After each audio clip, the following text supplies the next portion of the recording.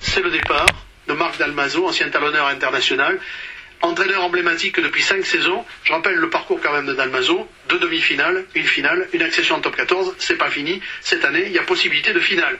Avis sur rupture de l'homme qui est au centre de l'affaire, si je puis dire, qui mène le bateau, qui tient les rênes, le président du Stade Montois, Jean-Robert Cazot. C'est une décision, on en a parlé avec lui, bien évidemment, et on respecte totalement sa décision.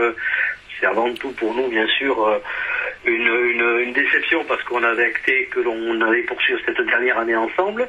Il a souhaité aujourd'hui, pour des raisons qui lui appartiennent, arrêter, voilà, pour peut-être pas faire la saison de trop. Enfin, c'est des raisons qui lui appartiennent, on la respecte. Je crois que c'est la liberté de chacun et que voilà, la vie continue. D'abord, on a une saison à finir, une belle aventure à terminer. Je crois que pour aussi respecter tout le travail qui a été fait ces dernières années et les projets qu'il a su mettre en place, son groupe, et ainsi de suite, je pense que tout le monde aura à cœur de finir cette saison vers le plus haut possible. Ça pourrait être effectivement une belle fin de carrière et c'est tout au moins ce que je souhaite pour le club. Tout ça tombe là, c'est assez rapide et maintenant on s'est immédiatement mis en quête de trouver un successeur. Les bons candidats, heureusement, il y en a encore. Je pense que jusqu'à maintenant la porte n'était pas ouverte. Voilà, donc la porte s'ouvre et on va observer tout ce qui est potentiel. Je peux persuader qu'il y a des choix qui pourront être faits et qui seront. On fera de toute façon en sorte que le projet Montois continue, que le club continue à progresser et la voie tracée de ces dernières années par ce staff nous donne que de plus envie de prolonger, de faire encore une nouvelle aventure. C'est au moins l'objectif qu'on s'est fixé. Jean-Robert Cazot, le président du Stade Montois, interrogé par notre consoeur Magali Lacombe, dire quand même que c'est pas la fin de carrière de Dalmaso, loin s'en faut, que j'ai appelé depuis hier un certain nombre de mes camarades des locales de France Bleu, et que donc, comme on l'avait annoncé l'année dernière, d'ores et déjà quand Dalmaso était en accointance avec Mourad Boudjelal à Toulon, il y avait d'autres clubs qui étaient intéressés, tu t'en rappelles Roland, et oui. Que cette année, il y a encore un club qu'on a annoncé qui était intéressé par Dalmaso, entre autres, après Perpignan, et qu'il est toujours, c'est toujours Montpellier. Exactement. Qui est toujours surveillant. Eric Béchu est malade, il faut le remplacer. Exactement. Et hier, j'ai passé un coup de fil à 2 ou 3 de mes camarades de Montpellier. Je peux vous assurer que le fait que Galtier et la direction montpelliéraine sachent que Dalmaso, désormais, est libre, les pousse à le convaincre de ne pas prendre une année sabbatique et de rejoindre Montpellier pour la saison prochaine. On verra bien.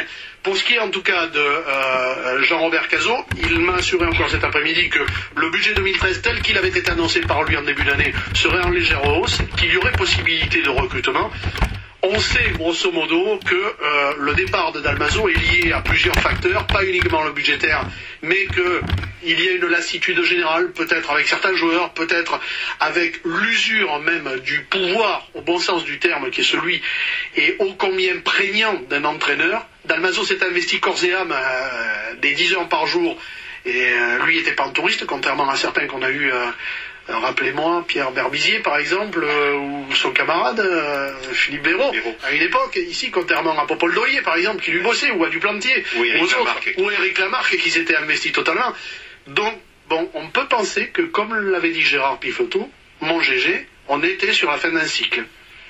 Oui, mais on le sentait venir depuis un certain temps, oui, mais moi, ce que je regrette, c'est qu'on n'est pas toujours pareil. On entend des discours, il y a une certaine langue de bois, on n'a pas les raisons qui ont conduit à cette décision. Ce serait intéressant de savoir pourquoi. Bon, je pense que Marc a ses raisons, le président aussi. On sait qu'il voulait 10 joueurs à Marc Dalmaso et que budgétairement il était compliqué. Oui, voilà, d'arriver à concilier les intérêts budgétaires défendus par le président et les intérêts sportifs qui font le club.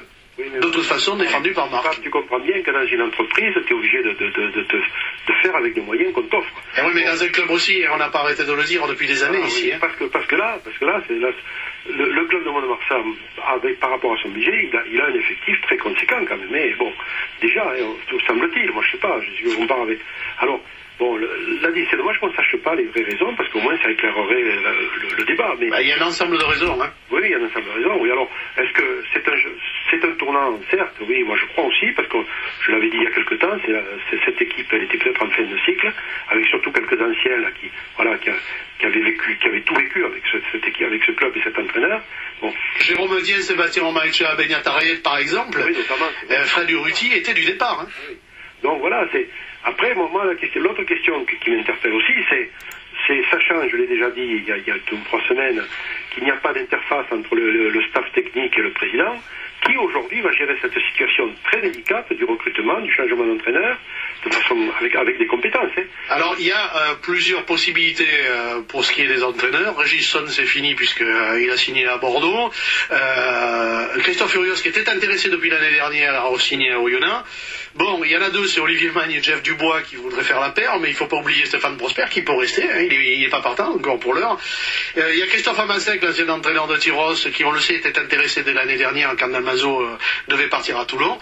Et puis il y en a un qui semble quand même convenir tant du point de vue de la capacité, de l'expérience, de l'adaptabilité, c'est Serge Lahirle, l'ancien Toulousain qui a entraîné Brive, qui a été entraîneur des avants de Toulouse avant Yannick Bru, qui est un mec d'expérience, qui a été sélectionneur de la Roumanie et qui sort de 2 belles années d'expérience avec Aix et qui a renforcé le pack d'Aixois. Fred Garcia, c'est un bon mec, hein, Lahirle. Tu vas pas me dire non en plus, Fred, toi. Non, je Tu es d'accord avec l'analyse sur les qualités de Serge Lahirle? Oui, sûrement, bien sûr.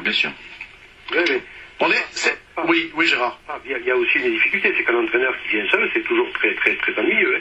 On l'a vu récemment avec Jackie Delmas à l'USAP, comment ça a fini. Il est très difficile pour un entraîneur d'arriver isolé dans un groupe qui est déjà constitué. Bon, les entraîneurs, ils veulent tous arriver avec leur équipe et leur staff, et c'est normal, quelque part. Il y a un projet commun. Là, l'entraîneur qui va venir va devoir s'adapter à Stéphane et au staff en place, médical, sportif. C'est une difficulté de plus. Et juste, on a Frédéric Garcia. Toi, tu es arrivé, tu es entraîné avec Oyonnax, et puis après, on t'a dit Jean-Phi s'en va et c'est David Darry-Carrère. Même si vous vous connaissez dans le milieu, il y a une période d'adaptabilité nécessaire. Comment ça se passe?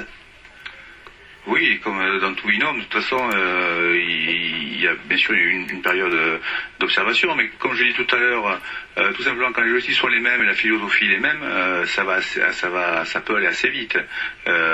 Donc après, il n'y a pas d'inquiétude à avoir.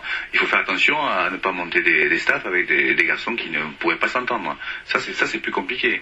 Donc nous on a monté un staff à l'intersaison dernière, on en remontera un cette année, mais en prenant quand même le temps de la réflexion pour se donner les meilleures chances que cela fonctionne. Jean-Mo, ton avis un peu éloigné, donc un peu apaisé sur la situation montoise en 30 secondes? Je me disais tout à l'heure que la démission de Marc Dalmaso tombe dans la semaine où on annonce que la LNR, la Ligue, va surveiller de plus près les clubs qui ont à la fois un budget et qui payent aussi leurs joueurs avec des droits d'image.